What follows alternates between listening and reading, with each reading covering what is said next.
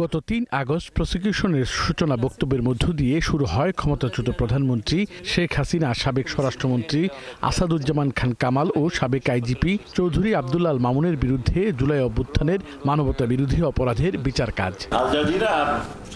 ৫৪তম এবং সর্বশেষ সাক্ষী এই মামলার তদন্ত কর্মকর্তা মোহাম্মদ আলমগীর টানা ৩ দিন এই মামলার জবানবন্দি দেন। ট্রাইব্যুনালে তিনি বলেন, শুধু ক্ষমতায় টিকে থাকতেই জুলাই অভ্যুত্থানে সরকার খুন, গুম ও নির্যাতন করেছে।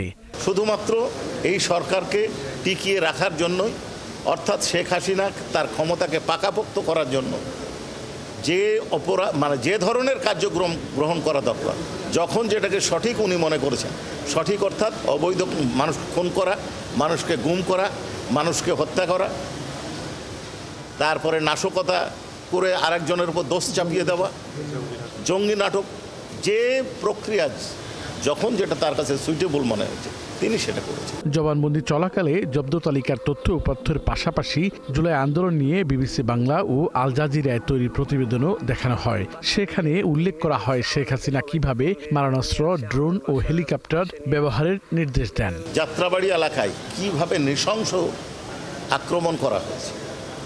আপনারা বা অনেকে এই আল জাজিরার যে প্রতিবেদনটা দেখবেন, তার পরে আওয়ামী লীগ নেতার নাম উল্লেখ না, একজন উদ্ধৃতি দিয়ে বলা হয়েছে তারা গুলির নির্দেশ দেননি, গুলি করেননি। তাহলে এইটা কিভাবে সম্ভব হলো? তদন্তকারী কর্মকর্তা আরও উল্লেখ করেন, জুলাইতে আইনশৃঙ্খলা বাহিনী এবং সরকার দলীয় সশস্ত্র ক্যাডাররা কমপক্ষে ৪১টি জেলার ৪৩৮টি স্পটে হত্যাকাণ্ড চালায়। ৪১টি জেলাতেই কোনো না কোনোভাবে নিরীহ নিরস্ত্র ছাত্র জনতার উপরে গুলি করে তাদেরকে হত্যা করা হয়েছে এবং প্রায় ৫০টি জেলাতে ছাত্র জনতার আন্দোলনের উপরে গুলি বর্ষণ করা হয়েছে, সেখানে অনেকে আহত হয়েছে এবং সেখানে লেথাল উইপন ব্যবহার করা হয়েছে, যেটি সাবেক প্রধানমন্ত্রীর অডিও থেকে আমরা পেয়েছি।